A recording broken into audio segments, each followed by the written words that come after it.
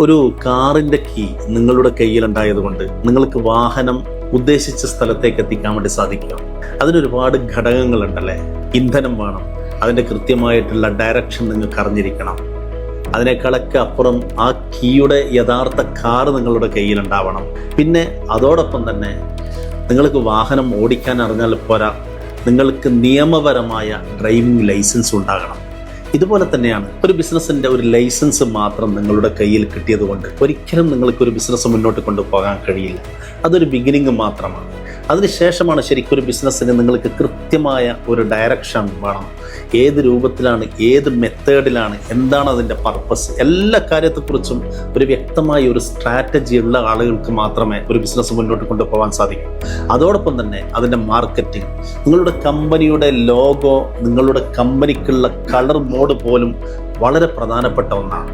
പലപ്പോഴും പല ആളുകളും ബിസിനസ് ഓപ്പൺ ചെയ്യുമ്പോൾ ഒരു ലൈസൻസ് എടുത്തു, അയാൾ തന്നെയായിരിക്കും അതിൻ്റെ മാർക്കറ്റിംഗ് മുതലുള്ള മുഴുവൻ കാര്യങ്ങളും ചെയ്യുന്നത്. ഇതിനെക്കുറിച്ച് വ്യക്തമായ ഐഡിയ ഇല്ലാതെ മാർക്കറ്റിലേക്ക് ഇറങ്ങുമുണ്ടാകുന്ന അവസ്ഥ പലപ്പോഴും ഇന്നത്തെ ഈ ഒരു കോമ്പറ്റീവ് മാർക്കറ്റിൽ അവർക്ക് പിടിച്ചു നിൽക്കാൻ കഴിയാത്ത ഒരു സാഹചര്യത്തിലേക്ക് എത്തിച്ചേരും. ഒരു ബിസിനസ് ഓപ്പൺ ചെയ്ത് കഴിഞ്ഞാൽ 5 കാര്യങ്ങളാണ് ഏറ്റവും പ്രധാനമായും ആ ബിസിനസ് ഓണർ ശ്രദ്ധിക്കേണ്ടത്.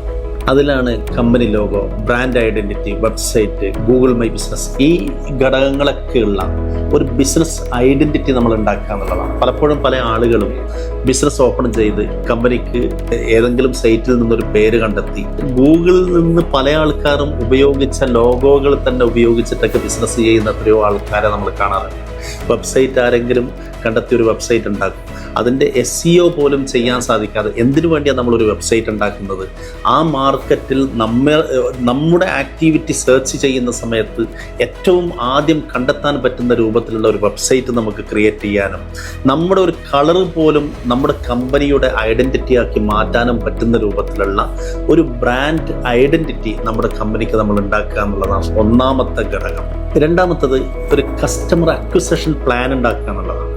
ഏത് ടൈപ്പ് കസ്റ്റമറിലേക്കാണ്, ഏത് നിഷിലേക്കാണ് നമ്മൾ പോകുന്നതെന്ന് ഫസ്റ്റ് തന്നെ നമുക്ക് തീരുമാനിക്കേണ്ടതുണ്ട്. ആ കസ്റ്റമറെ നമുക്ക് എങ്ങനെ ഫൈൻഡ് ഔട്ട് ചെയ്യാൻ സാധിക്കും, അവരിലേക്ക് അവരുടെ ഏത് പ്രോബ്ലമാണ് നമ്മൾ സോൾവ് ചെയ്ത് കൊടുക്കുന്നത്, ഈ കാര്യങ്ങളൊക്കെ കുറിച്ച് വ്യക്തമായ ഒരു പ്ലാൻ ഉണ്ടാക്കി അതിനനുസരിച്ചിട്ടായിരിക്കണം നമ്മൾ കസ്റ്റമറെ കണ്ടെത്തുന്നത്. അപ്പോൾ കസ്റ്റമറെ കണ്ടെത്താൻ ഏതൊക്കെ ചാനൽസ് നമുക്ക് ഉപയോഗിക്കാൻ പറ്റും, ഏതൊക്കെ സോഷ്യൽ മീഡിയയിലൂടെ പോയാലാണ് നമുക്ക് ആ കസ്റ്റമറെ കണ്ടെത്താൻ പറ്റുക, ഈ കാര്യങ്ങളെക്കുറിച്ച് ഡയറക്റ്റ് മാർക്കറ്റിംഗ് വേണോ, സോഷ്യൽ മീഡിയ വേണോ, അല്ല ഗൂഗിളിലൂടെയാണോ, ഇതൊക്കെ വ്യക്തമായി ആദ്യം തന്നെ പ്ലാൻ ചെയ്ത് അതിനനുസരിച്ചിട്ടുള്ള ഒരു മാർക്കറ്റിംഗ് സ്ട്രക്ചറും അതിലൂടെ കസ്റ്റമറെ അക്വയർ ചെയ്യാനുള്ള സംവിധാനം ഉണ്ടാക്കുക എന്നുള്ളതാണ് രണ്ടാമത്തെ സ്ട്രാറ്റജി. മൂന്നാമത്തത് അതിൻ്റെ ഒരു ഓപ്പറേഷൻ മെത്തേഡ് ഉണ്ടാക്കുക എന്നുള്ളതാണ്. ഈ ഓപ്പറേഷനിലാണ് നമുക്ക് കമ്പനിയുടെ ബാങ്ക് അക്കൗണ്ട്, അതുപോലെ തന്നെ കമ്പനിക്ക് വേണ്ടിയിട്ടുള്ള ഒരു സിസ്റ്റം, CRM, അങ്ങനെയുള്ള കാര്യങ്ങളൊക്കെ വളരെ കൃത്യമായി ആദ്യം തന്നെ പ്ലാൻ ചെയ്യാൻ സാധിക്കുക എന്നുള്ളത് വളരെ പ്രധാനപ്പെട്ട കാര്യമാണ്. ഇത് ഒരു കമ്പനി ഓപ്പൺ ചെയ്ത് എല്ലാ കാര്യങ്ങളും സെറ്റ് ചെയ്തതിന് ശേഷം വരേണ്ട സംഭവങ്ങളല്ല ഓപ്പറേഷൻ ഡിപ്പാർട്ട്മെൻറ്റ് എന്നുള്ളത്. അതിലുള്ള അക്കൗണ്ടിങ് ആൻഡ് ബുക്ക് കീപ്പിംഗ് അടക്കമുള്ള ടാക്സ് കാര്യങ്ങൾ, ഇതിലെല്ലാം പലപ്പോഴും നമ്മുടെ ചെറിയൊരു അശ്രദ്ധ മതി നമ്മുടെ കമ്പനി മുച്ചൂടും ഇല്ലാതാകുന്ന രൂപത്തിലുള്ള ഫൈനുകളിലേക്കും കാര്യങ്ങളിലേക്കും എത്തിച്ചേരാം. അപ്പോൾ ഈ ഓപ്പറേഷൻ സിസ്റ്റം വളരെ കൃത്യമായി അതിനൊരു സ്ട്രാറ്റജി ഉണ്ടാക്കി ഏത് CRMലൂടെയാണ് ഈ ഓപ്പറേഷൻ നമ്മൾ നിയന്ത്രിക്കേണ്ടത് എന്നതുപോലും നമുക്ക് വ്യക്തമായ ഒരു ധാരണ ഉണ്ടാക്കാൻ സാധിക്കണം. നാലാമത്തത് കംപ്ലൈൻസ് സെറ്റ് ചെയ്യുക എന്നുള്ളതാണ്. നമ്മളിപ്പോൾ ദുബായിലാണ് താമസിക്കുന്നത്, ഇവിടെ ബിസിനസ് ചെയ്യുന്നവരാണ്. അപ്പോൾ അതിൻ്റെ ഓരോ വർഷവും കൃത്യമായി ലൈസൻസ് റിന്യൂ ചെയ്യുക, അതുപോലെ തന്നെ വിസ റിന്യൂവൽസ്, എംപ്ലോയീസിനെ വളരെ കൃത്യമായി മാനേജ് ചെയ്യുക, ഇതിലൊക്കെ നമുക്ക് ഫൈൻ വരാനുള്ള സാധ്യതയുണ്ട്. കോർപ്പറേറ്റ് ടാക്സ്, വാറ്റ്, എത്ര എമൗണ്ടിലേക്ക് എത്തിയാലാണ് നമ്മൾ വാറ്റ് ഫയൽ ചെയ്യേണ്ടത്, കോർപ്പറേറ്റ് ടാക്സ് എപ്പോൾ ചെയ്യണം. പലപ്പോഴും പല കസ്റ്റമേഴ്സിനെയും നമ്മൾ ലൈസൻസ് ആക്കി പിന്നീട് ചിലപ്പോൾ അവർ നമ്മളുമായി യാതൊരു ബന്ധം ഉണ്ടാവില്ല, ചിലപ്പോൾ നാട്ടിൽ പോയിട്ടുണ്ടാകും, 6 മാസം കഴിഞ്ഞിട്ടായിരിക്കും വരുന്നത്. കോർപ്പറേറ്റ് ടാക്സ് 3 മാസത്തിൻ്റെ ഉള്ളിൽ രജിസ്റ്റർ ചെയ്യൽ നിർബന്ധമാണ്.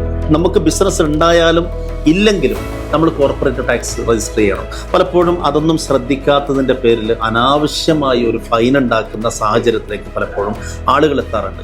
ഇപ്പോൾ വിസ റിന്യൂവൽസിൻ്റെ ഒക്കെ കാര്യത്തിൽ അവരുടെ പാസ്പോർട്ട്, സ്റ്റാഫിൻ്റെ പാസ്പോർട്ട് ചിലപ്പോൾ എക്സ്പയർ ആയിരിക്കും, അത് റിന്യൂ ചെയ്യാതെ വിസ റിന്യൂവലിലേക്ക് എത്താൻ സാധിക്കില്ല.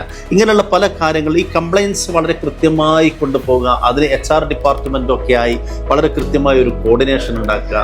ഇത് 1-2 സ്റ്റാഫ് ആണെങ്കിൽ പോലും നമ്മുടെ ഓഫീസിൻ്റെ ഉള്ളിൽ, നമ്മുടെ സ്ഥാപനത്തിൻ്റെ ഉള്ളിൽ ഇതിനെ മോണിറ്റർ ചെയ്യാനും അതിൻ്റെ ഒരു വ്യക്തമായ ഒരു പ്ലാൻ ഉണ്ടാക്കാനും സാധിക്കൽ നിർബന്ധമാണ്.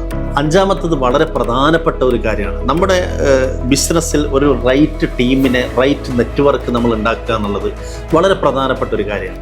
ഇതിലാണ് ഹയറിങ് വരുന്നത്. ഒരു സ്റ്റാഫിനെ ഹയർ ചെയ്യുന്ന സമയത്ത് പലപ്പോഴും പല ബിസിനസ്സിലും നമ്മൾ കാണുന്നതാണ്, കിട്ടുന്ന ഏതെങ്കിലും ഒരു CV അല്ലെങ്കിൽ കുടുംബത്തിലുള്ള ആൾക്കാരെ പോലും സ്റ്റാഫായി തുടക്കത്തിൽ തന്നെ നമ്മൾ എടുക്കും. പിന്നീട് നമ്മുടെ ഒരു കമ്പനിയുടെ സിസ്റ്റത്തിനനുസരിച്ച് കാര്യങ്ങൾ പോവാതെ വരുമ്പോൾ അവരോട് നമ്മൾക്ക് ഒരു മോശമായി സംസാരിക്കേണ്ട വന്നാൽ, അല്ലെങ്കിൽ അവരെ നമുക്ക് ഒഴിവാക്കേണ്ട സാഹചര്യം വരുമ്പോൾ കമ്പനിയും എംപ്ലോയിയും തമ്മിലുള്ള പ്രശ്നങ്ങളൊക്കെ വരുന്നത് അവിടെ മുതലാണ്.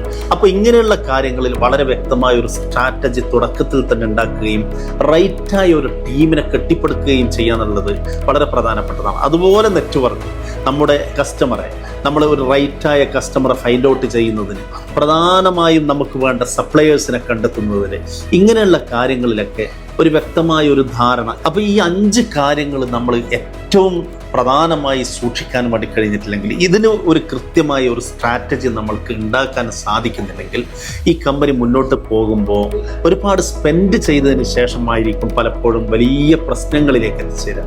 നമ്മൾ ഒരുപാട് കഷ്ടപ്പെട്ടിട്ടാണ് ഒരു കമ്പനി ഉണ്ടാക്കുന്നത്.